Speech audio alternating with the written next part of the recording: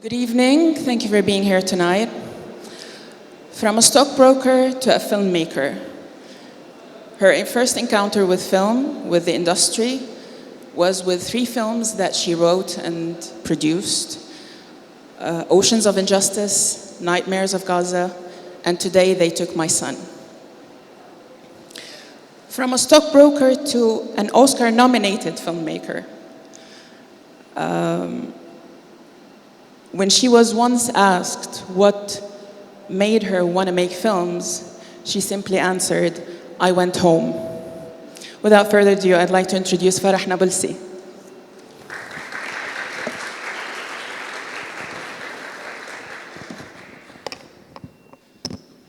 Oh, it went really quiet. It is I quiet. like that. Okay. I was getting nervous when it was so noisy. Farah, thank you for being here tonight. Welcome to Ajyal. Congratulations on the great success of The Present. It received the BAFTA award, went to the Oscars. You've been to the Oscars, you've seen it all. Tell us first, what triggered you to make The Present? What was the story behind The Present? Specifically The Present or becoming a filmmaker? Which way around? We'll start with The Present, and then we talk about the filmmaking in general. The way backwards, okay. So, The Present, for those who haven't watched it, is a film that pretty much at its essence is about freedom of movement, and it focuses specifically on an Israeli checkpoint. And so for me, the inspiration was that I have not only been at numerous checkpoints myself on my trips to Palestine and my time there, and I've witnessed so many Palestinians suffer the indignities of these checkpoints, from the very young to the very old, to the extremely frustrated, to my own frustrations as well. But very specifically, there is a young man that I have gotten to know over the years I've been going to Palestine, and he lives around 100 meters from a checkpoint that he has to go through every single day, sometimes 3, 4, 5 times a day, even more sometimes. And we were standing at that checkpoint, one of my trips, and it had a metal detector and a turnstile, like in the film. And I said to him, "Okay, Abid, if you needed to bring a new couch home, what do you do?" And he said to me, "If it doesn't fit, it doesn't go." And it was absurd. You need a new couch for your home, you know. So the conversation got more convoluted. Then I said to him, "Okay, a hammer. That fits." He said, "Are you crazy? Do you want to get me shot?" "Okay, but you need a hammer. You need to fix things in your house." So the conversation got very convoluted. And it got me thinking. I know that these checkpoints, really, really terrible things happen. Much, much worse than what I've shown in this film. But the craziness was actually in the mundane, in the simple tasks that every single person in their daily life takes for granted. Just go and come home. Go buy some water. Go shopping. Go see a friend. Go visit the doctor. Go. So this basic human right of freedom of movement, and I'm not even talking about the bigger scale of control that comes under military occupation and apartheid. I'm talking about the daily, simple movements of people. And that was the inspiration. But then I decided, not a couch, a fridge.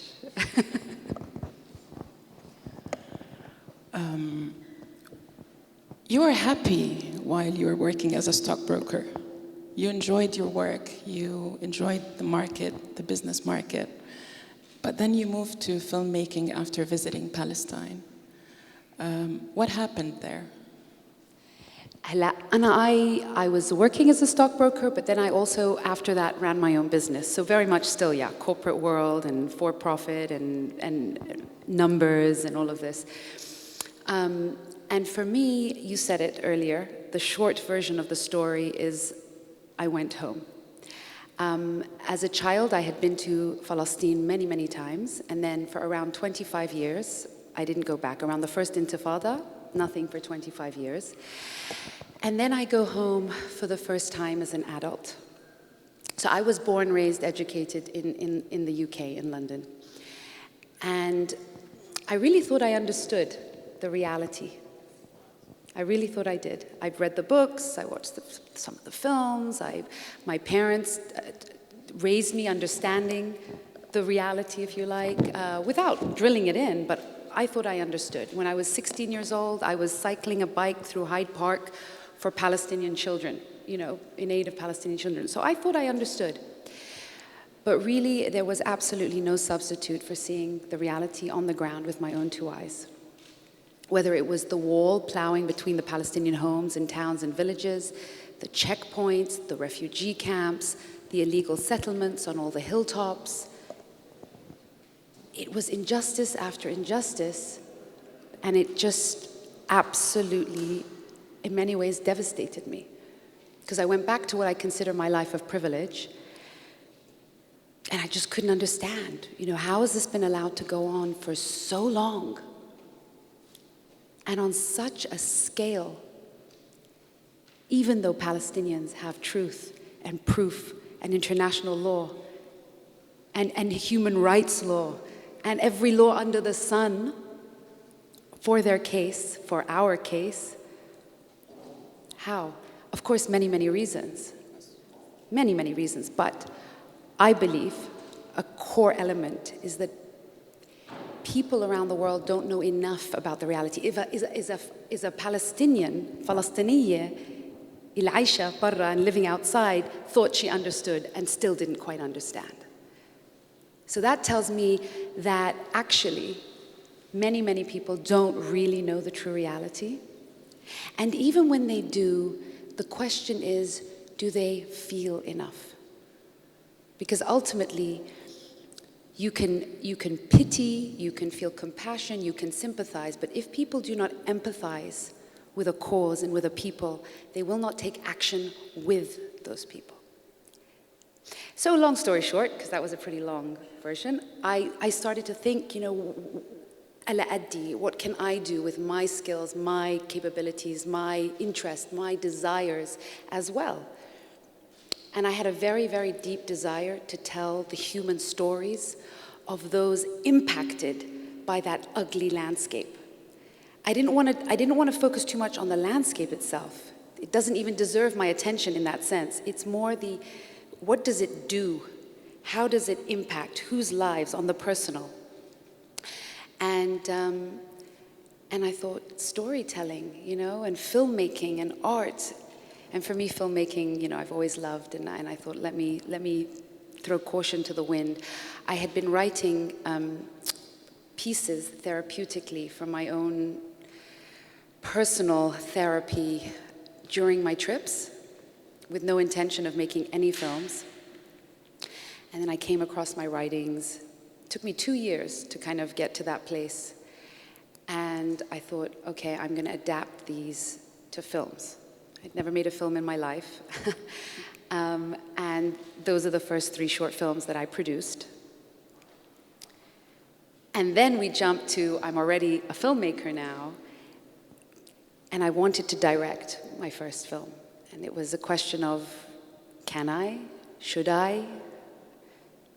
And then I took the leap and directed the present as well. So that's how it all happened. While writing the present, did you ever picture any of everything that happened afterwards? Do you know, it's funny you're asking me this now because I had to scroll. So Saleh Bakri is the main actor in the film. And I was scrolling back in some messages I had with him recently because I needed to find something. And so I pressed play on a voice note from quite a while back. And it was the wrong message I needed to find. But in it, I said something like, it was to do with needing some more voice. I had to dub some of the voices, and I told him, okay, I need you to meet me for the audio. Anyway, and I said, yalla, something, and I've got big plans for this film. And I don't remember saying that. I don't remember. What plans did I have? So there must have been something, because I said, I've got big plans. What are my plans? What was I planning? But no, you know, what it is that I made the film fully committed from my heart, and with absolutely no ulterior motives, actually, except to tell the human story, right? So the ulterior motive is I want people to see the Palestinian human story, but not as a filmmaker.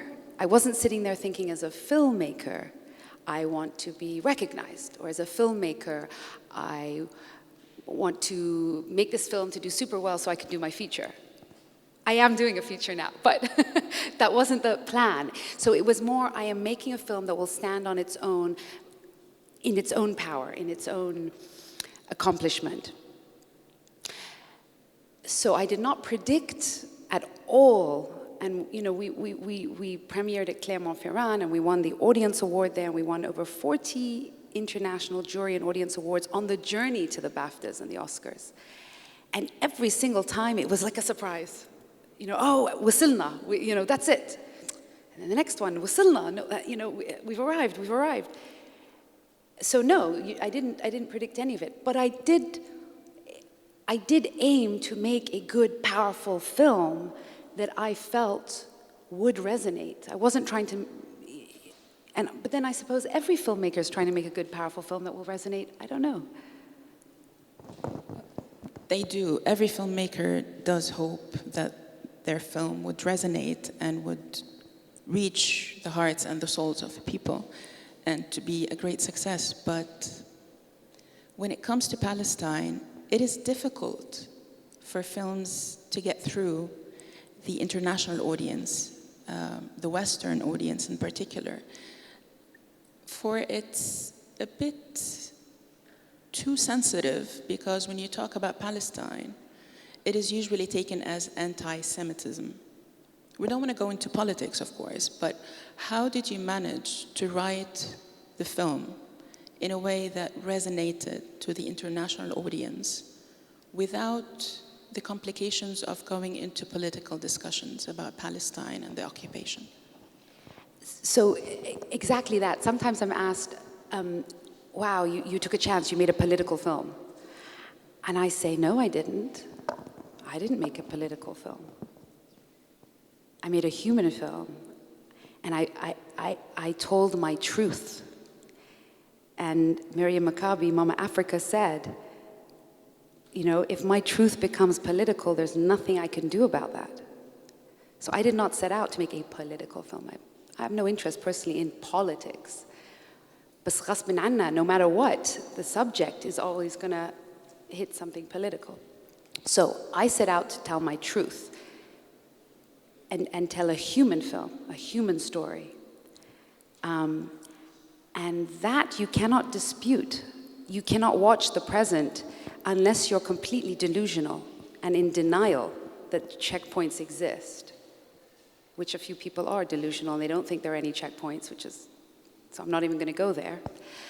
Then you cannot deny how absurd, how cruel, how humiliating, how unnecessary these checkpoints are. They're not in Israel, they're between Palestinian villages and towns and homes and cities. And so there's no denying it. It kind of reminds me of the saying, the truth is like a lion, don't try to defend it. Let it loose, it will defend itself. That's how I feel about the film. It speaks for itself. It is a truth. You want to argue with that truth? Go ahead and try argue with it. What are you going to argue? No, that father is not miserable and in pain and unhappy. Oh, that girl, she must be very happy and life is great. There's nothing to argue there. So, and this idea of anti-Semitism to do with my film, The Present, it's just not even worth having a conversation about. So, you know, that's just red herrings and smoke screens and means of silencing storytellers or whoever wants to stand up for justice. So it didn't even cross my mind. I did not stop at any point to be apologetic or to sugarcoat the story I wanted to tell. Now, maybe, and I say this always maybe, if this story was told 10 years ago, 5 years ago, I don't know, maybe it wouldn't have resonated as much, right? So there's timing as well that comes into the equation. Why did it resonate internationally? Timing. There's luck, there's huzz. Maybe a juror on one festival liked it more than another juror. Audiences, maybe there's different factors. But ultimately, I set out to make a human film, and that resonates no matter who you are and where you are in the world and what language you speak. There's certain language that's universal, and that's what I hope it did, or I think it did. We usually see those scenes in mainstream media, people lined up at checkpoints, interrogated, humiliated. But I do not think that when we see that on the news, we see the human side story of every person. And it was very human, it was very intense. It was very frustrating for so many people who even knew nothing about the daily life of Palestinians. Of course, it gets uglier and really nastier at many times, but of course we can't show everything in film. We want the film to be balanced for everyone to accept and for the film to resonate as much as possible with different kinds of audiences and backgrounds. Tell us more about how you managed to keep that balance. Well, first, I don't think the word is balance, to be honest. I wasn't trying to keep a balance at all. I was just zooming in on just one element and focusing on the character of the father and the daughter without trying to focus on anyone else. And some people even sort of said, and if you watch the whole film, you've seen it, there at one point there's a good cop, bad cop soldier, if you like, call it that. And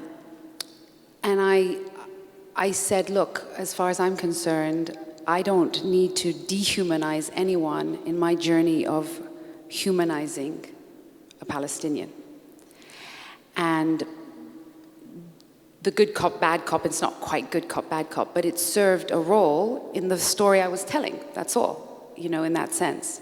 I wasn't trying to create a good cop, bad cop for the sake of balance. It was for the sake of the story. Now, I don't think that Palestinians at checkpoints has really been in a lot of mainstream media, actually. I think occasionally, like you said, you have the big crowds. And the minute you have big crowds and there's no zooming in on anyone, you have relegated them to just numbers or crowds, right? And so that will naturally never humanize a reality. Maybe that's why, actually, sometimes those are the scenes that are chosen, because it's like, okay, now it just seems like it's just a big crowd.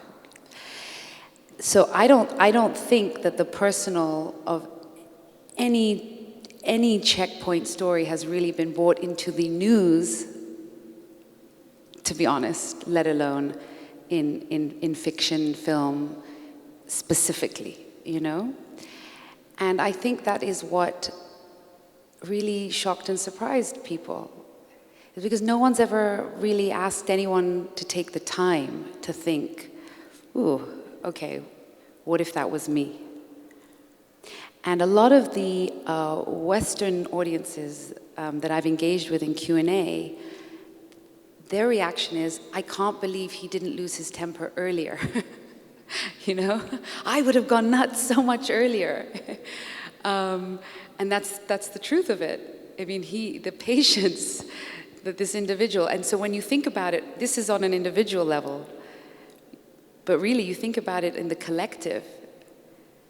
People say, actually, it's strange that Palestinians aren't even more angry in their collective. It's really shocking. in that sense. So what one man put up with on a simple day out.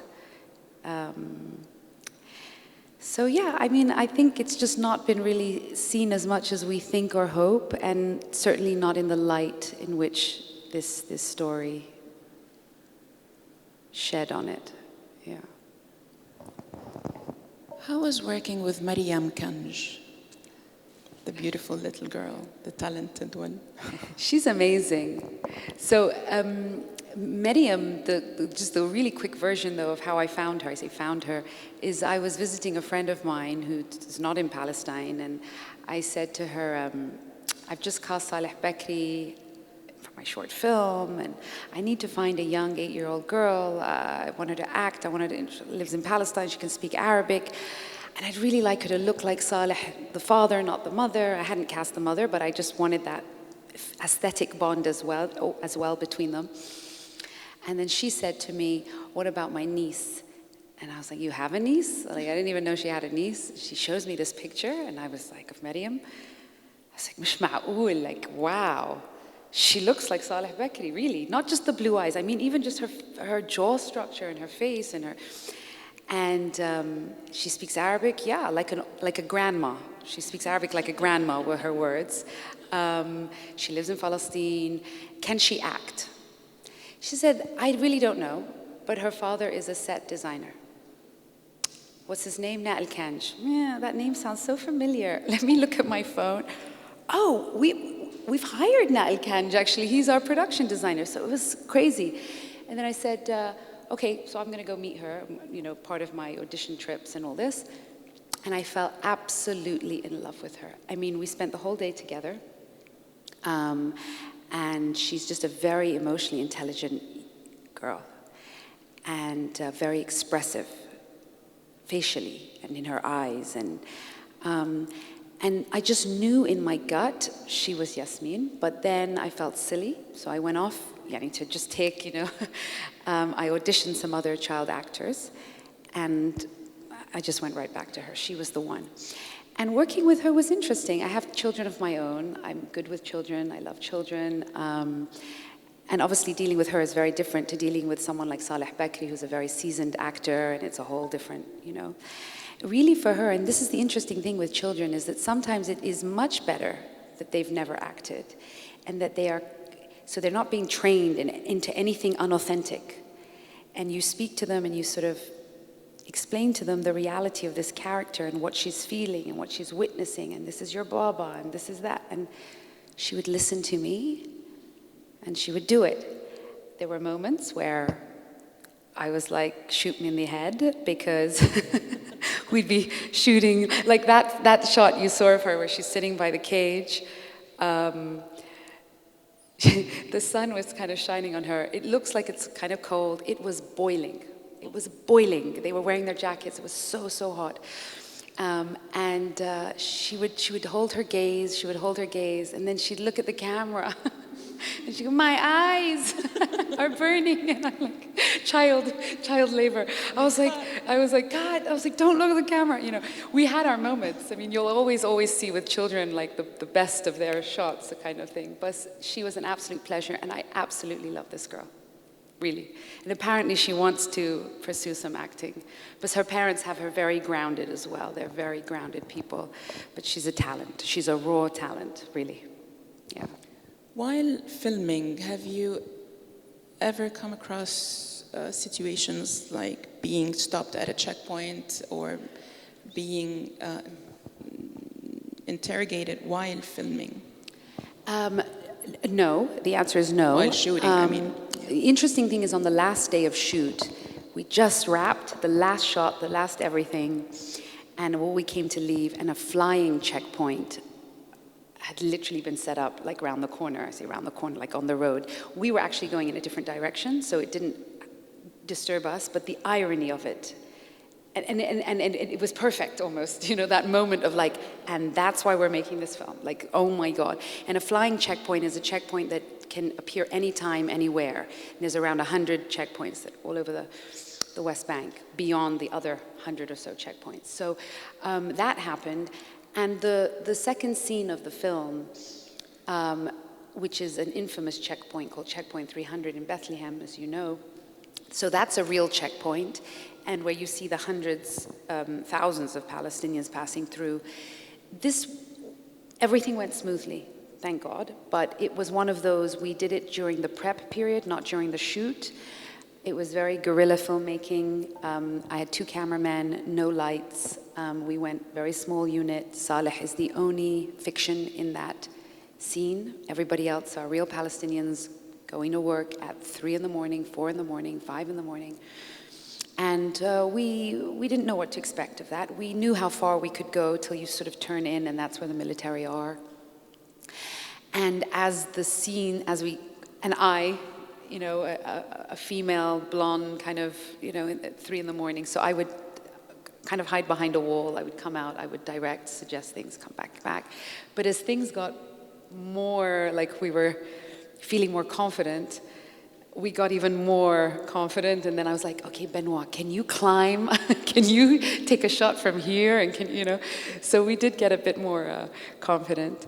And everything, alhamdulillah, marrat, with no problems.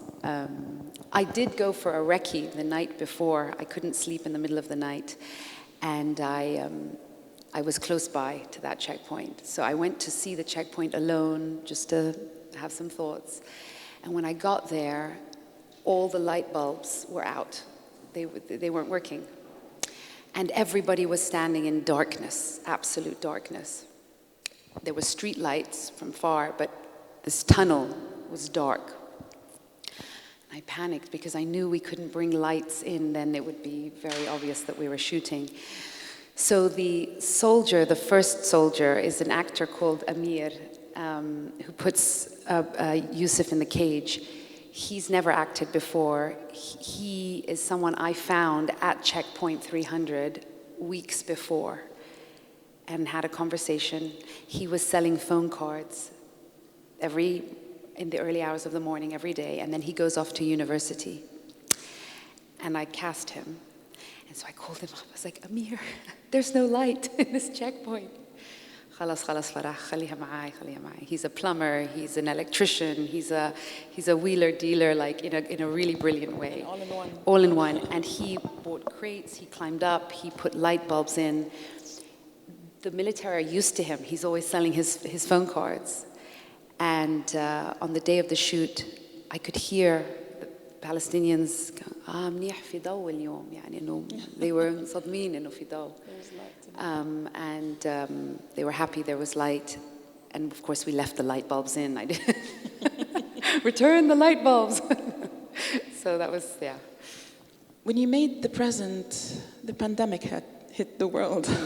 And it probably could have got a broader chances of being selected in festivals and screenings. But you did manage to attend the world premiere. Yes. Yeah. And for someone who has never had any experience in filmmaking before, to have your film watched by audience and to have the chance of discussing the film with your audience for the first time, how was it?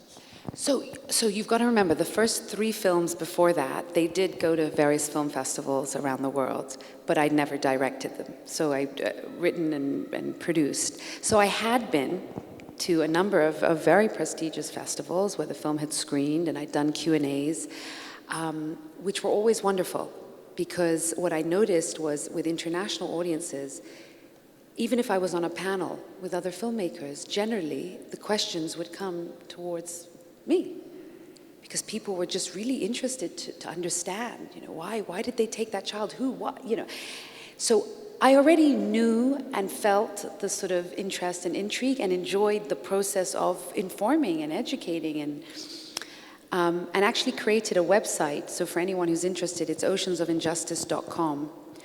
It's got the name of the first film, and it deconstructs occupation. So it's something you can share with friends and family and people who don't quite understand what's happening. And I was motivated because of those Q&As where, half an hour's up, 1 hour's up. There's so much more people wanted to know. Now, Clermont-Ferrand was the first festival that was of such a caliber where the people and everyone who flew in just loves film, and it really had a vibe all over the city. Like really, cinemas were just packed, queues, people. Where the film was premiering, so, you know, and where I was staying for the entire festival, okay? And and in competition, and that was a beautiful, beautiful experience. And when the film won the Audience Award, which for me is the award, because that's where the people have really chosen, there was an after party, and I didn't go to the party. I sat at the back of the cinema. It had 1,500 people. They watched the film because it was the audience prize winner. So that was the film they were going to show, that and the grand jury prize winner. 2 films. 1,500 people watched it. The applause was glorious. They left. Another 1,500 people came in. Not a seat empty. They loved it, left. Another 1,500 people came in. I watched the film 3 times in a row with 4,500 people, and just was so happy that the people loved it. That was the, and then the pandemic. And every other festival, I was on my couch at home. So it was like, I'm so grateful to have had at least that time. I'm very sad that Saleh, he was supposed to come to Claremont. And there were 2 issues. So we had booked the ticket and everything. And I really, for him, that would have been a beautiful moment for him as well. And 2 things happened. His father's film, Janine, which is a documentary that has been absolutely persecuted by the Israeli government and the Israeli society and all of it for years, was having a hearing, a legal hearing. So it was important for him to be with his father, but he was trying to figure out, and his wife was going to be giving birth. So in the end, he stayed. His wife did give birth. So it's good that he didn't come in that sense. So I was very much kind of in that moment on my own, but actually looking back, it was a rite of passage for me. And we kept saying, yalla, next time, yalla, the next film festival or whatever. And we were going to have our North American premiere. Yalla, maybe we'll go to Cleveland. He doesn't like festivals much, though, Saleh. Oh, I think if he's winning at them, the spotlight, he might, yeah. Maybe. Yeah. When it's Oscar nomination, it's different perspective because it's like it's being taken very. And the subject, I mean, he really, his heart was in this film, really, as a meaning for him. Mm-hmm. And so we kept saying the next festival, but طبعاً there was no next one. But I did take him to the Oscars, so. Exactly. Yeah. Before we open for Q&A, I'd like to ask about how you see the filmmaking industry in Palestine in the future, now that you're writing your first feature, and we wish you all the best with it. Thank you. We do have a lot of complications in cinema industry in Palestine. First of all, we don't have local funds, let's say, and the funds in the Arab region are also quite limited. And then you have co-production options, which opens doors to the European and international market. Tell us more about how you see the future of industry in Palestine. I'm super excited just about even where the Palestinian film industry has even arrived at so far, given all those complications and setbacks and obstacles. I can't call it an industry, if you like. It's not, but where we've come, if you like. And I feel that what's been achieved so far on the international scale at festivals and in distribution and things has been not bad, again, considering all the obstacles. I will give a shout out to the DFI, because to me, if we talk about support and funding from the Arab world, there is a few options, but very limited, and I think that the DFI has been fundamental and really priceless in the journey for all Palestinian filmmakers. So really, a lot of credit there, and I hope that continues. And you know, recently we saw, of course, the distribution of The Present was fantastic, and I'm very grateful for that. And since The Present has been on Netflix, there has been another 30, 40 Palestinian films that are now being distributed on Netflix, which is a big deal. This is great. This is basically, in many ways, the international distribution world welcoming Palestinian films even more on an international scale, which is great. And I think we have so many stories to tell, and some pretty powerful ones. And I think that is being recognized more and more. So I'm just hoping that we can get to a place where we don't have to compromise sometimes on the stories we want to tell because of the financial elements. And so when you're co-producing, let's say, with other countries, which is wonderful, and there's been a lot of great support internationally as well for Palestinian filmmakers. But sometimes it doesn't mean that a Palestinian filmmaker can make the exact story they want to make or tell, because there is going to be certain influences. Some are welcomed, but some one should be able to be in a position to say, no, I don't want to compromise this element, or I don't. And one thing I did with The Present is I made sure nobody could tell me what kind of film I was going to make or influence it because of money. And I believe that served this film well. And maybe if I had to rely on people diluting the integrity of my story because of the funds they have in it, you wouldn't have the film that you have today. And I hope that we can be in a place where Palestinian filmmakers can tell the stories they want to tell without having to compromise because of the financial. Amen. Amen. Amen. We're ready to take questions. Who would like to go first? There's two people sitting next to each other that have their hands out. We'll start with the lady in the back. Can you introduce yourself, please? Hi, I'm Jumana. Thank you both for such a delightful and heartwarming conversation.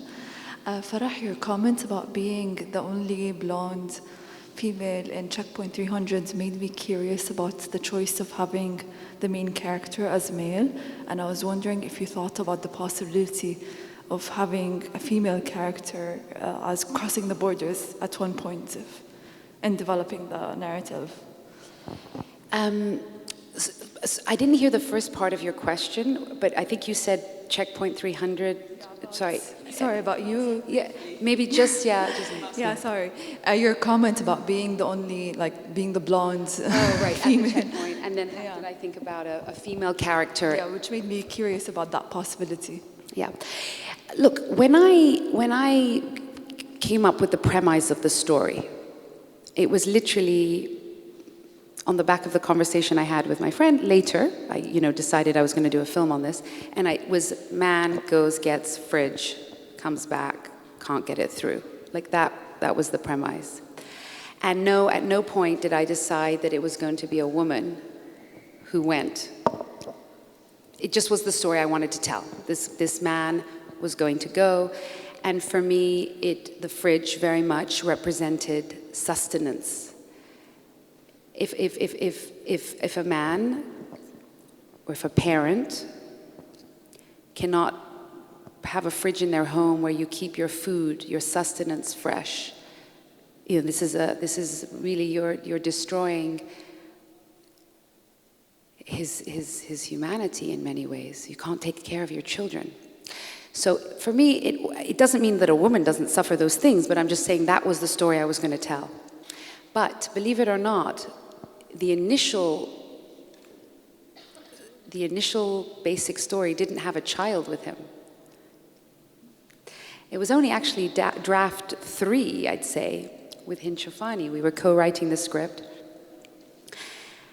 And I was like, wait a second, I've been at these checkpoints. It's not just middle-aged men who are, you know, there's the old, there's the young, there are children who watch their hero fathers and their hero mothers suffer through this. And they suffer the humiliation themselves, right? So I remember distinctly even texting Hind, and I said, I want him to have his child with him, and I'd like it to be a daughter. Like, this is what I want to... So we did a whole rewrite to bring in, and I wanted, at that point, I decided it was his daughter. And, I mean, I won't ruin the ending, but in many ways, you know, the youth leading the way, and for me, interestingly enough, a female. And I know we have, you know, Muna Kurt, Al-Kurt tomorrow, and to me, that's very much, you know, she's not 8 years old, but I, you know, the role of the youth and the role of the women actually in the struggle that is often taken for granted, but actually has had a huge role and continues to have a huge role. So that's my answer. Next question. The young gentleman at the back there. Sorry. Hello. It's nice to finally make your acquaintance. We've been corresponding mainly through Instagram, and I'm very fortunate to be sitting here today. I actually, you kind of touched on this, and I agree. If I can succinctly say that the efficacy of the movie lies in its simplicity, but it was superbly executed. Thank you. And I mean that sincerely. Thematically, I'm not a fan of like identity politics necessarily, although warranted. I felt that it was twofold. It felt like a watershed moment because I feel like we've also internalized as Arabs, Muslims, what have you, about, you know, these sort of Netflix and these streaming services, these corporations not being the gatekeepers and not allowing us, you know. So it certainly surprised me. You know, if you could summarize what did it take? Like, is that because there is a shift? Is that, you know, in a sense, almost, how do I say this? Like, are the wheels turning? Is there a sea change? Is it timely? And also, I asked you this before and privately because I am curious. Like this venture, you know, or you manifesting this this dream of yours. Where will it take you? Is there going to be continuity? Is this something that you'll pursue even further to explore, you know, further themes related to this issue? So shifts, okay, just to be clear, a lot of people think that Netflix licensed the film once we won a BAFTA and were nominated for an Oscar, or once we were even shortlisted for BAFTAs and Oscars. That is not the case. And I hope this lends hope, if you like. I was speaking with them from November, so we're talking 5 months before the Oscars. And we were signed, it's a process, of course, and it was signed by February or early February. So, you know, that's not what triggered them taking the film. So the journey of the film spoke for itself. And the fact that it did win in Claremont, that it was winning at all these different festivals, that we had sales representation. When you have sales representation, those are the people who go off and speak to Netflix and TV stations and so forth. And so Canal Plus, the French TV channel, took the present from Claremont a year before, as in from February. Telefonica, Pacific Voice in Japan, because we won in Japan as well at Short Shorts in Asia. So it wasn't that I was pulling some strings and making it happen. And it was making a film that was of a good quality, that resonated, that was yes, being recognized, gaining that critical acclaim, those awards, and that's what paved the way. And I think Netflix, as an example, and others, are starting, so speaking to this idea of a shift, yes, there's that as well, in the sense that they are interested to have good quality films that maybe represent things that people aren't so used to, or that they haven't, streamed or acquired or licensed. They are ready to, but it's up to us to provide that content. They're not going to make it for us, so that's the first thing. And they seem to recognize now that there is an interest and that there is a demand. So maybe again, 5-10 years ago, it might not have had that. I do believe that there is a shift in general on the discourse in the court of world opinion with regards to Palestine. And you said the word, the gatekeepers.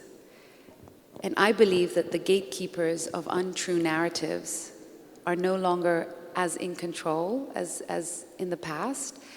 We can bypass them through social media, transatlantic media. Communications revolution is in the palm of nearly every Western citizen. We all hold a phone. So the access, it's never been easier to organize, to communicate, and so forth, and send videos, and, and. So what that's done is open the way for the more mainstream to actually take notice and start paying attention. I don't know how long that will last. I don't know, the window when it comes to censorship, especially on social media, is a bit disturbing. But I do think that there is a shift. And when I say shift, I also mean in terms of just the entire narrative. When would you have imagined a Palestinian woman dressed in a Palestinian thobe being sworn into Congress?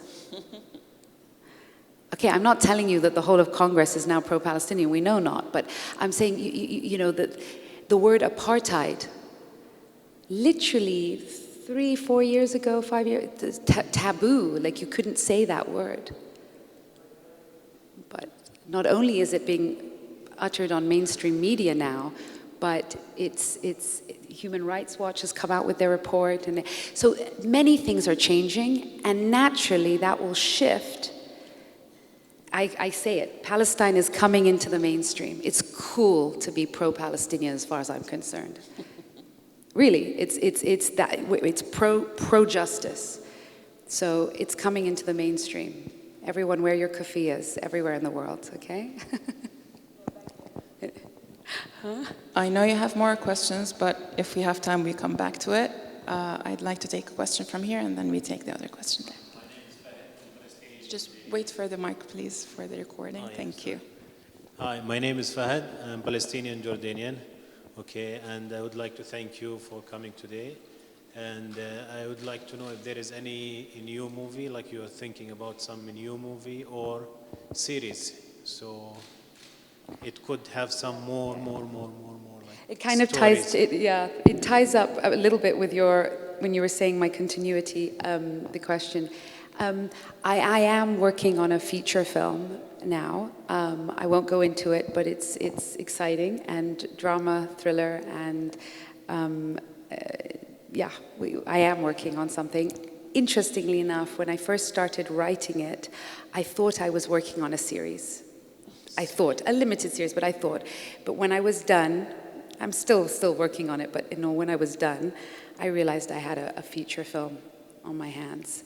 So, inshallah, but yeah, I am working on it. Yeah. Thank you. Stay tuned. I was curious. This is actually something that I felt, this was, like I said, a watershed moment, and it felt like content that was sorely missing. for it to be through the silver screen, if you will, or through Netflix or whatever, or the small screen. But I'm always wary of even our narratives because the mainstream media, which has so far typically been, I think, monopolized or through Western lenses, I guess, about pigeonholing us and kind of portraying us in very reductionist, very flat and linear ways.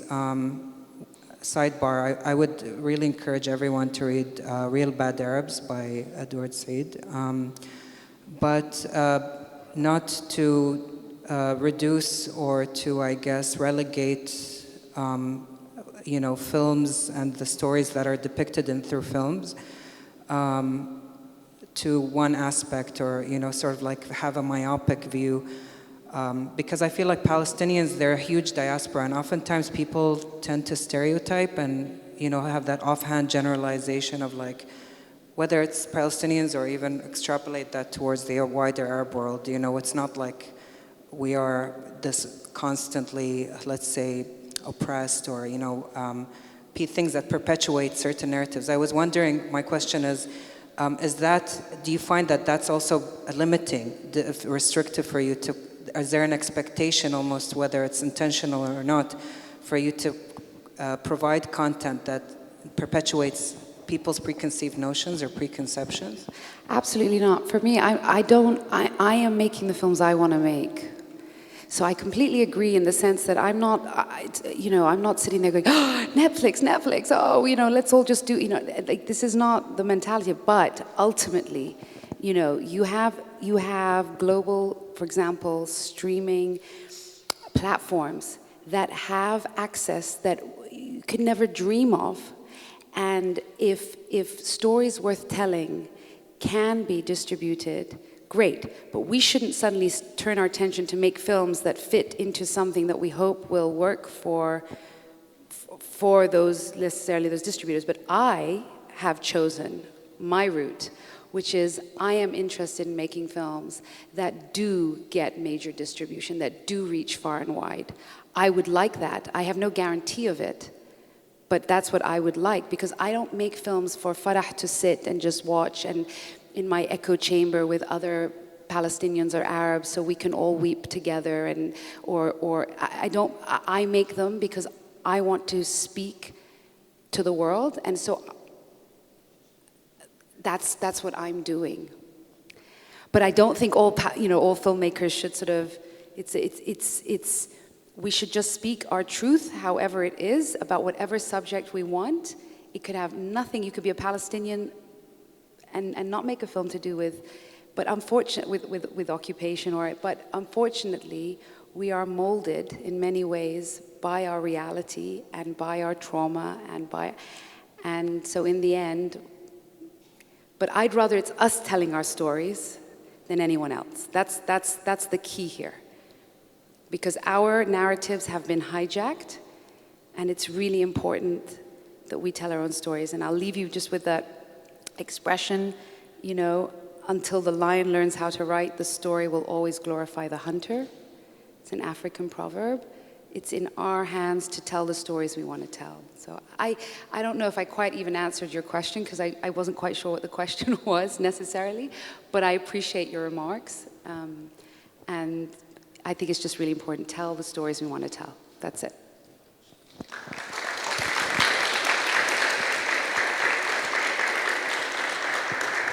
Farah Nablusi, it was a great pleasure to have you in Doha at Ajyal 2021. You're a member of the jury. Big decisions are to be made in the next days. All the best with that, and thank you for being with us tonight. Thank you. Thank you all. Thank you very Good much. night. Thank you.